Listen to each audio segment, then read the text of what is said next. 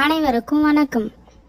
இன்னைக்கு நம்ம பார்க்க போகிற விஷயம் மனசை ரொம்ப உழுக்கிற அதே சமயம் அசைக்க முடியாத நம்பிக்கையை பற்றின கதை. அருள் ஒரு சின்ன கிராமத்தில் வாழ்ந்த ஒரு இளைஞன். இவனோட வாழ்க்கையில் நடந்த ஒரு விஷயத்தை தான் நம்ம ரொம்ப தெளிவாக பார்க்க போகிறோம். சுற்றி எக்கச்சக்கமான பிரச்சனைகள், எந்த நம்பிக்கையும் இல்லாத ஒரு சூழ்நிலை. அவனோட அன்றாட உளவியல் போராட்டங்களும் வேதனைகளும் நமக்கு ரொம்ப கனெக்ட் ஆகிடும். இந்த பயணம் ரொம்ப ஆழமாக சிந்திக்க வைக்கும். இப்போ நீங்கள் ஒன்று யோசிச்சு பாருங்களேன். வாழ்க்கையில் எல்லாருமே நம்மளை கைவிடும்போது எது நம்மளை காப்பாற்றும்?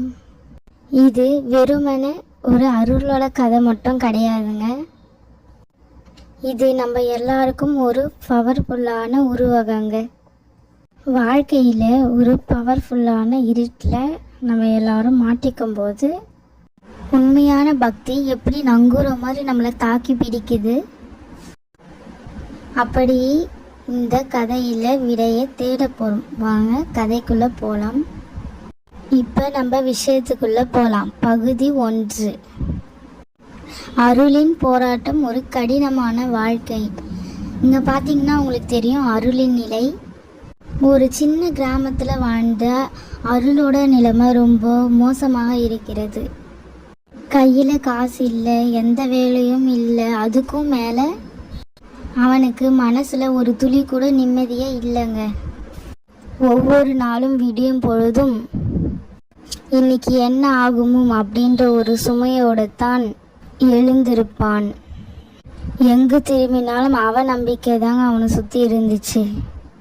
ஆனால் இவ்வளோ பெரிய கஷ்டம் அவனை சுற்றி வந்துட்டே இருந்தாலும் அவன் ஒரு விஷயத்தை மட்டும் மறக்கவே இல்லைங்க செய்ய. வேல்முருகா என்னை காப்பாத்திடு அப்படின்னு தினமும் முருகனை மனசில் வேண்டிக்கிட்டே இருந்தாங்க. அவனோட சூழ்நிலை எவ்வளோ மோசமாக போனாலும் சரி, அவன் இந்த வேண்டுதலை மட்டும் நிறுத்தவே இல்லைங்க. இது எப்பேற்பட்ட அவனோட நம்பிக்கையை, ஆழமான பக்தியை உணர்த்துது பார்த்தீங்களா?